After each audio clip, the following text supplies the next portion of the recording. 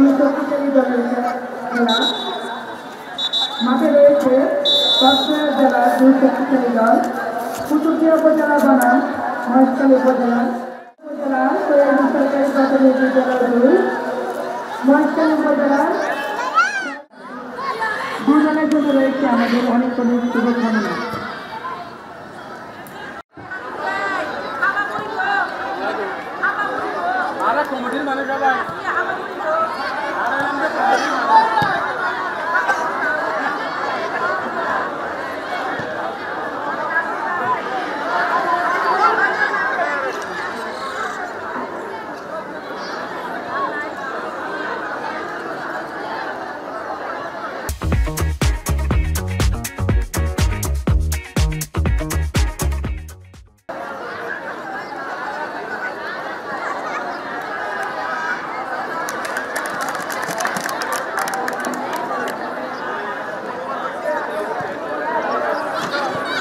আমরা মাঠে দেখতে পাচ্ছি দুই দলের খেলা, চরম উত্তেজনায় খেলা চলছে। দুই দলেরই হাড্ডাহাড্ডি লড়াই। এখনো পর্যন্ত এগিয়ে আছে কুতুবদিয়া উপজেলার কৈয়াবিল সরকারি প্রাথমিক বিদ্যালয়। উপজেলার মানুষদের মাঝে, দর্শকদের মাঝে চরম উত্তেজনা দেখা যাচ্ছে। খেলায় হাড্ডাহাড্ডি লড়াই চলছে, দেখা যাক শেষ পর্যন্ত কি হয়। এখনো পর্যন্ত এগিয়ে আছে কুতুবদিয়া কৈয়াবিল সরকারি প্রাথমিক বিদ্যালয়।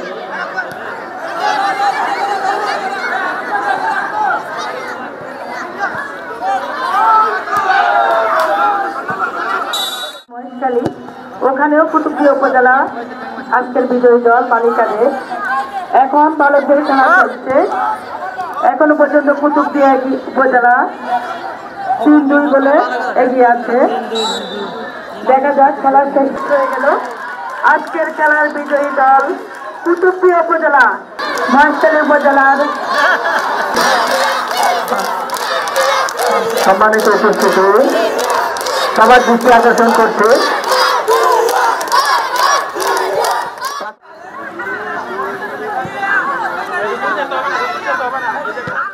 আসার জন্য আমি বিনীতভাবে অনুরোধ করছি আজকে এই পুরস্কার বিতরণ মহোদয়কে।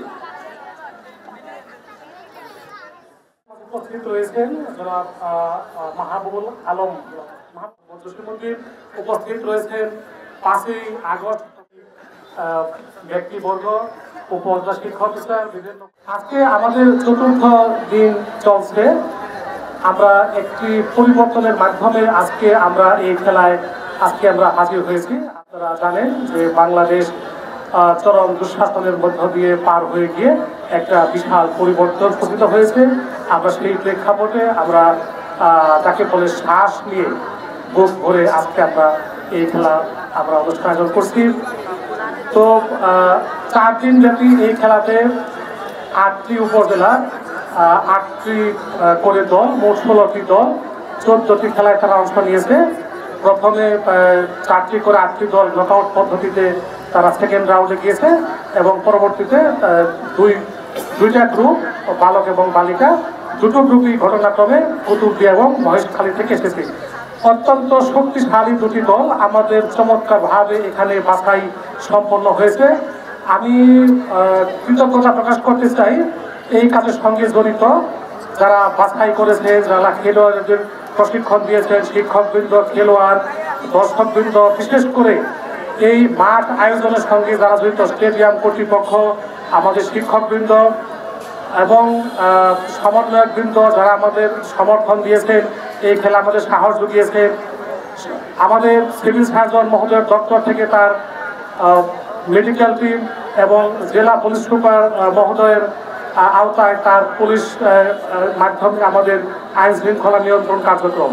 পাশাপাশি আমাদের আরও বেশ কিছু টিম ছিল, সেই সমস্ত টিমের সক্রিয় সহযোগিতা পেয়েছি।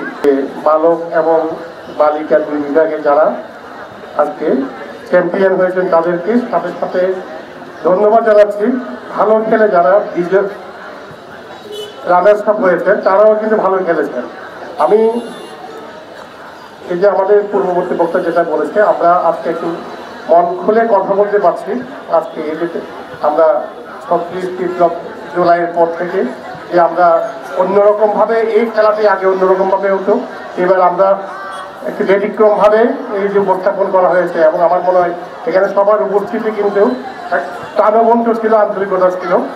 এবং আমরা চাইব এই যে আজকে যারা খেলোয়াড় যারা বিভাগীয় পর্যায়ে যাবে তারাও কক্সবাজারের সুনাম ধরে নিয়ে বিভাগীয় পর্যায়ে যারা চ্যাম্পিয়ন হবে এই আশাটুকু আমি কামনা করছি। এই দুটি ফাইনাল খেলায় বিজয়ী দলকে তারা তাদের যোগ্যতার পরিচয় দিয়ে ক্রীড়া নৈপুণ্যের পরিচয় দিয়ে চ্যাম্পিয়ন হয়েছে বলে আমি বিশ্বাস করি। আমি আরো অভিনন্দন জানাতে চাই, আজকে যে দুটি দল রানার আপ হয়েছে তারা প্রমাণ করেছে যে ফলাফল যাই হোক লড়াইটা আসলে শেষ পর্যন্ত করে যেতে হয়। আমি চারটি দলকেই আন্তরিক অভিনন্দন ও শুভেচ্ছা জানাচ্ছি। আপনারা জানেন বর্তমান সরকার ইতিমধ্যে দেশব্যাপী তারুণ্যের উৎসব কর্মসূচি ঘোষণা করেছে। এই তারুণ্যের উৎসবের আওতায় সারা দেশে নানান ধরনের কর্মসূচি গ্রহণ করা হচ্ছে। কক্সবাজার জেলা প্রশাসন বিস্তারিত কর্মসূচি গ্রহণ করেছে, তার অংশ হিসেবে নানান রকম ইভেন্ট হচ্ছে। স্পোর্টস ফর অল এই থিমের আওতায় আমরা কক্সবাজার জেলায় নানান ধরনের ক্রীড়া প্রতিযোগিতা আয়োজন করছি। আপনারা দেখেছেন কিছুদিন আগে অ্যাথলেটিক্স প্রতিযোগিতা হয়েছে, আমরা কারাতে প্রতিযোগিতা করেছি, প্রাথমিক বিদ্যালয় গোল্ড কাপ ফুটবল টুর্নামেন্ট হলো।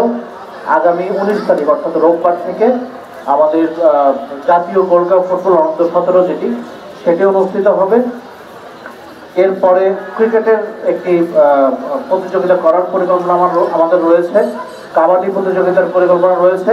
আমরা চাই তারুণ্যের উৎসবকে কেন্দ্র করে সরকার এই দেশের তরুণদেরকে পুনরুজ্জীবিত করার এবং দেশের কাজে দেশকে পুনর্গঠনে তরুণদের শক্তি কাজে লাগানোর যে উদ্যোগ নিয়েছে সেটির সাথে জেলা প্রশাসনের নেতৃত্বে আমরা সকলেই একসাথে কাজ করব এবং কক্সবাজারের ক্রীড়া অঙ্গন যেন পুনরায় তার সেই সত্যিকারের রূপে ফেরত আসতে পারে।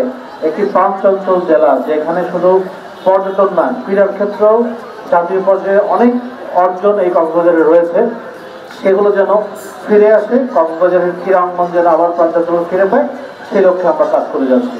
সবাইকে ধন্যবাদ। সর্বোচ্চ গোলদাতা বালক ফরহাদ হোসেন, সম্মানিত উপস্থিতি, সেরা খেলোয়াড় বালক, সম্মানিত উপস্থিতি। এবার আমরা দিব, প্রস্তুত থাকবে রানার্স আপ বালক দল স্বামী সাইদাদ্দিন সরকারি প্রাথমিক বিদ্যালয়। চ্যাম্পিয়ন বালিকা দলকে পূর্ব দুরং সরকারি প্রাথমিক বিদ্যালয় কুতুবদিয়া।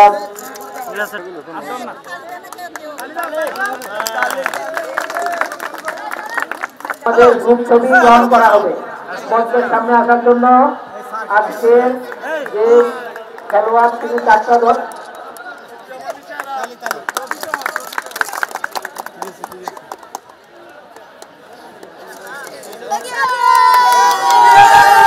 চ্যাম্পিয়ন এবং রানার আপ